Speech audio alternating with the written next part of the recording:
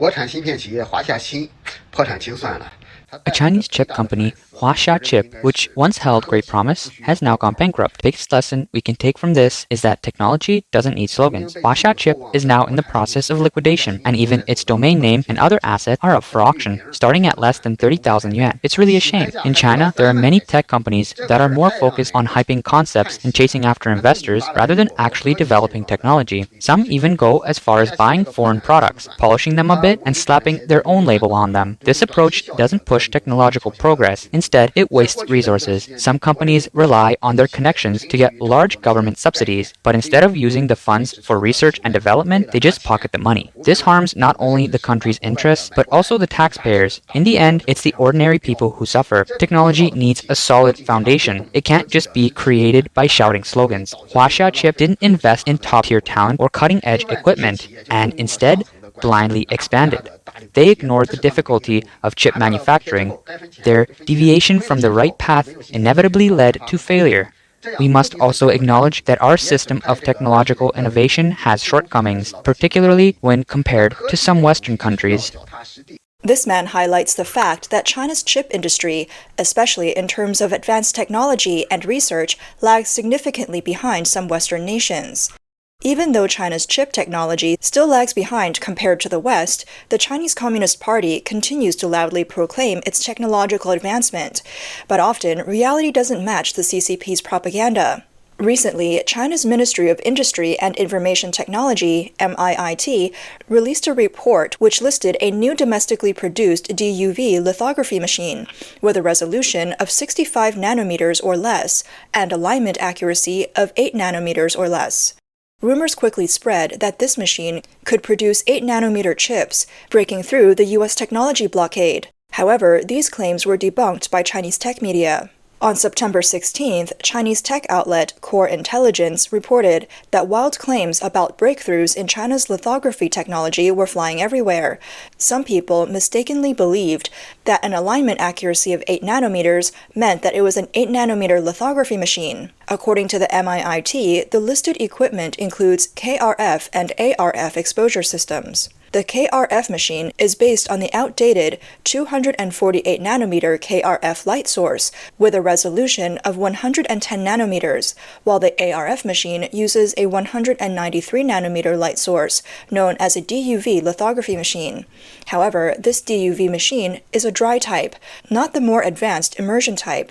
The report points out that with its 65-nanometer resolution and 8-nanometer alignment accuracy, this DUV machine is a modest improvement over the earlier SSA 600 lithography machine, which had a 90-nanometer resolution. However, it still falls short of producing 28-nanometer chips, let alone 8 or 7-nanometer chips. Many people were confusing alignment accuracy with the chip manufacturing process node. Lithography resolution is mainly determined by the machine's resolution capabilities.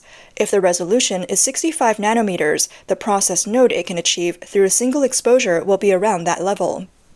Alignment accuracy refers to the precision with which each layer of the lithography pattern is aligned. As widely known, chip manufacturing involves layering lithography patterns on top of each other. After one layer is completed, the next layer is aligned on top of it.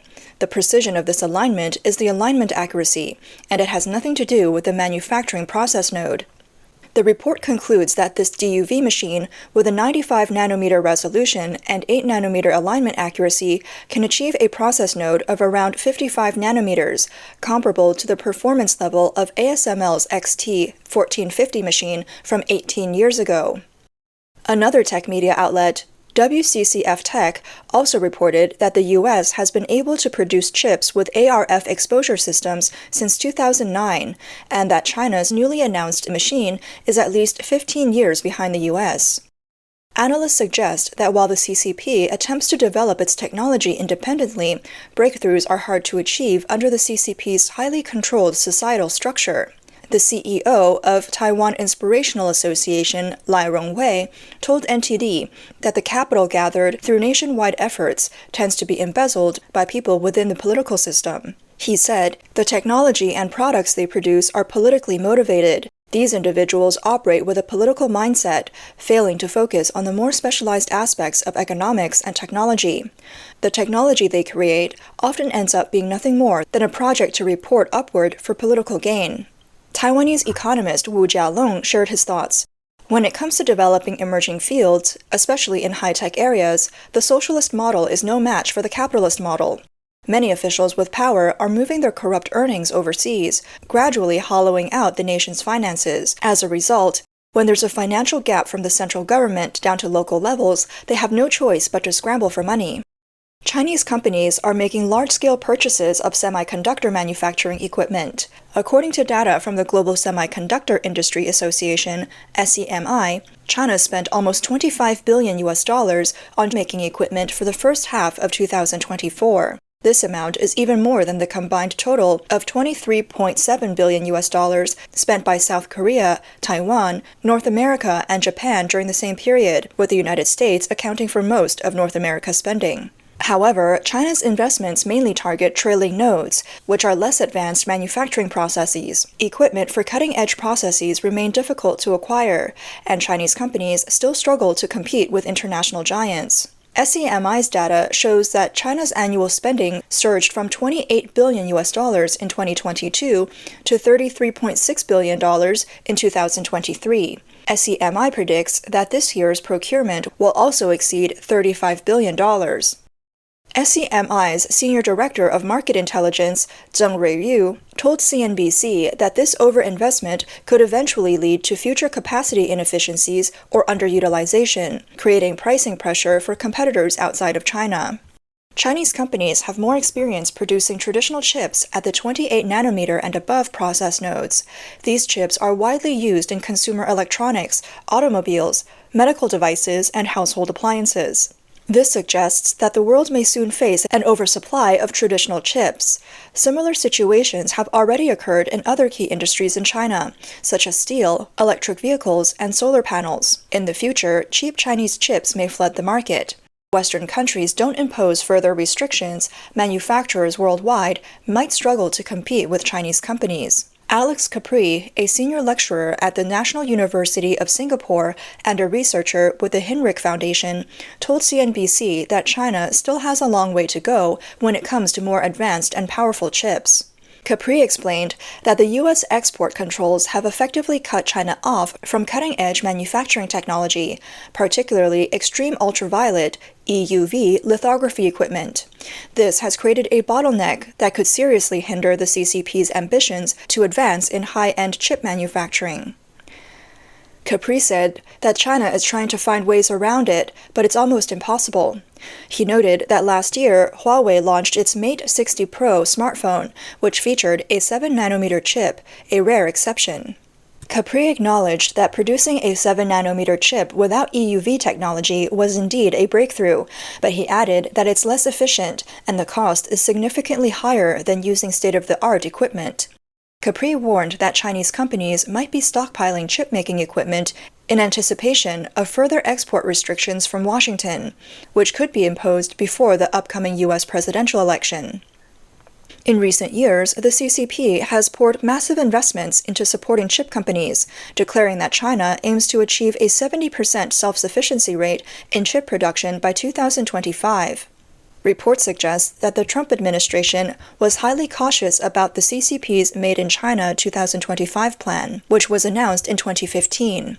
It took steps to sever ties with China in key high-tech sectors, especially 5G communications. From 2018 to 2020, the U.S. blacklisted companies like Fujian Jinhua, Huawei, and SMIC, imposing embargoes on them. The Biden administration has since expanded these restrictions to cover all of China. To prevent advanced semiconductor manufacturing technology from being transferred to military applications, Washington is determined to block China's growth in this field at all costs. The White House emphasized that these chip control measures are not intended to hinder China's economic development, but are essential to ensure U.S. national security. Recently, the US and its allies have further tightened export controls on China's emerging technology sectors. According to the Financial Times, the Biden administration plans to announce new export control measures before the November presidential election. These measures would require non-US companies to obtain licenses before selling products to China's semiconductor industry. Washington's export control measures aim to close loopholes in existing rules and increase restrictions, making it harder for China to access key chip-making tools. These restrictions are expected to impact companies like ASML in the Netherlands and Tokyo Electron in Japan. The Biden administration has been negotiating intensively with officials from Japan and the Netherlands for months, aiming to establish complementary export control systems. The goal is to ensure that Japanese and Dutch companies don't become targets of the U.S. foreign direct product rule. Jimmy Goodrich, a senior advisor on technology and China at the Rand Corporation, commented that the export controls are like throwing a wrench into the gears of China's chip industry. Over time, the longer these controls are in place, the more challenges there will be for the CCP to maintain its pace of innovation. As other countries progress in innovation, the gap between the industries of China and the U.S. will only widen.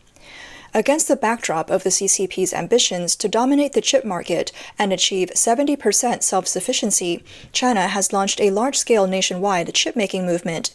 However, many semiconductor projects have faced bankruptcy or stalled after significant financial investments. On June 26, the South China Morning Post reported that Wusheng Electronics Technology Group, a semiconductor startup in Shanghai, declared bankruptcy in June. This is the latest example of the failure of China's domestic chip-making push. According to an announcement from the Shanghai Pudong New District People's Court, on June 6, Wusheng Semiconductor Company was forced into liquidation after being unable to pay 660,000 yuan in construction fees. This marked the end of what once was considered a rising star in China's semiconductor industry. The report noted that Wusheng Technology was founded at a time when tensions in the tech war between Washington and Beijing were heating up. The company's failure highlights how some Chinese semiconductor startups have struggled to bypass U.S. restrictions. Wusheng Electronics Technology Group was established in 2019, with its parent company being the China Semiconductor Company Limited, headquartered in Hong Kong. In July 2020, Wusheng and its parent company signed an agreement with the Nanjing Economic Development Zone in Jiangsu, committing to invest $3 billion to build a chip factory.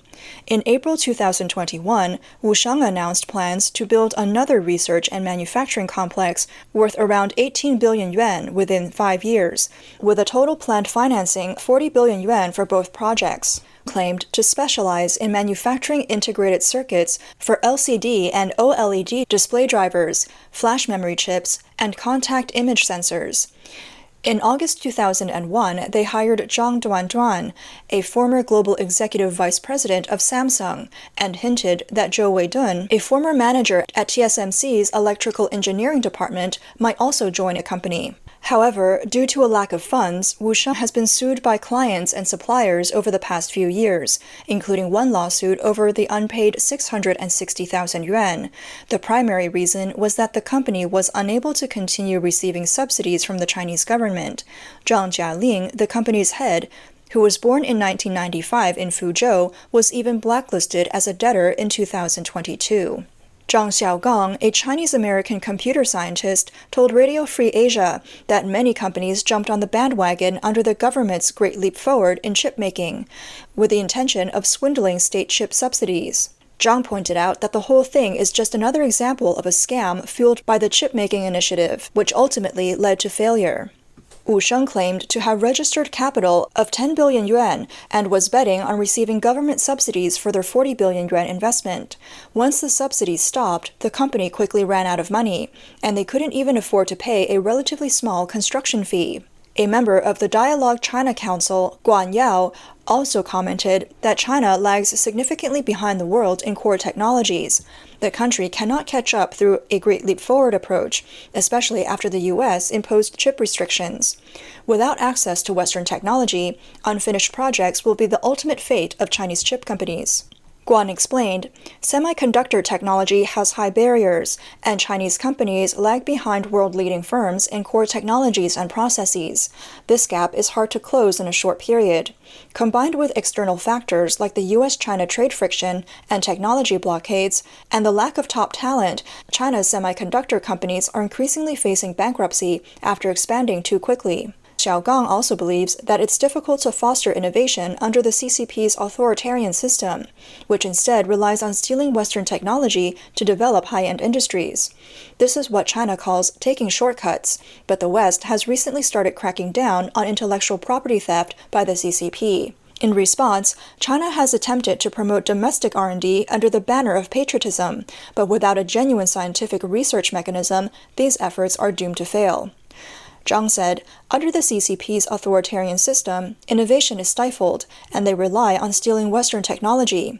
China previously had the so-called Huaxia Chip, which was claimed to be self-developed, but it was later revealed to be imported from the US, polished, and rebranded with a new logo.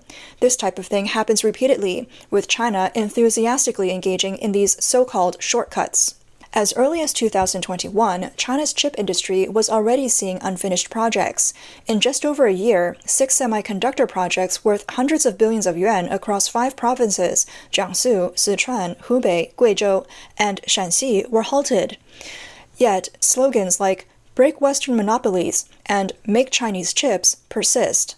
Over the past year, China's chip industry has been plagued by frequent reports of layoffs, closures, bankruptcies, and company deregistrations. Many chip companies have quietly disappeared from public view.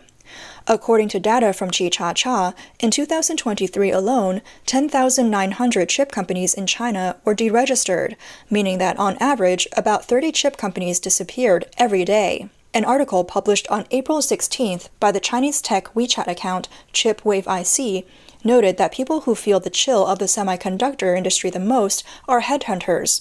Zhao Cheng, a veteran headhunter in the industry, shared that she left the industry this year and is now searching for a new career path. She said, "I disappeared along with the chip companies." Zhao's social media hasn't been updated with any industry news for more than half a year, and her latest post is related to psychological counseling. Her departure reflects the real situation in the chip industry to some extent. The article cited head of integrated circuit design at the China Semiconductor Industry Association and a professor at Tsinghua University. Wei said that China had 3,243 chip design companies in 2023, but more than half of them had annual revenues of less than 10 million yuan. If these companies lack the ability to generate revenue, they may struggle to survive this harsh winter. Zhong Lin, founder of GSR Micro, recalled the chaos that emerged over the past few years as domestic chip companies sprang up under the influence of CCP policies. He lamented that many investors at the time didn't understand chips. They applied the same logic they used in internet investments to semiconductor startups, and those painting a big picture, like overseas educated PhD holders without experience at major international chip companies, became the targets investors competed for. Zhong mentioned that many chip companies were simply set up by investors who gathered a team and recruited some overseas returnees or professors to start a business. However, these people were often not frontline engineers and didn't understand the intricacies of making chips. After setting up the company, they used the funding to poach large numbers of employees from established companies, creating existing products and flooding the market with homogeneous offerings, but without any real technological innovation. The article noted that if recruiting overseas educated PhDs was considered a high threshold, Chip Micro, a company specializing in power semiconductor chips and devices, lowered the bar even further. According to their prospectus at the time, the company had 793 employees, of whom only 16 had bachelor's degrees, making up just 2% of the workforce. In March 2023, Chip Micro voluntarily withdrew its IPO application, halting its plans to list on the growth enterprise market. During the industry boom cycle, the market's heat concealed many of the negative effects, but when the market cooled, many companies that couldn't generate profits on their own and could no longer secure funding were forced into bankruptcy. Zhong commented, "Many domestic chip companies are building behind closed doors. They spend a lot of money to produce a bunch of domestic replacement chips, only to be forced to sell them at low prices because they lacked competitiveness." The lower the prices, the less money distributors make, so they won't promote or represent these products, which leads to a vicious cycle.